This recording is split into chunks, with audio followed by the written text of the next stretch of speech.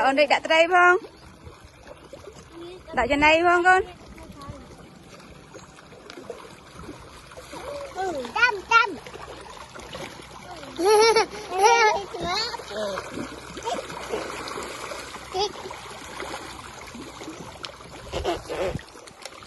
Ổn định đặt trên này tới đây con.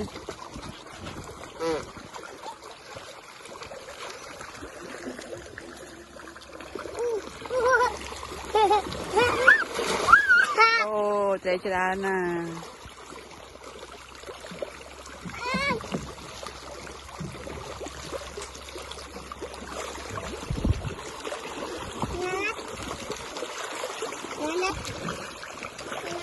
Xưa tới mới lấy nhanh ăn.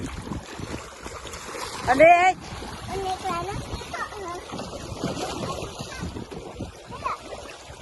Mà đã khang đấy con, đây chơi nó không nè.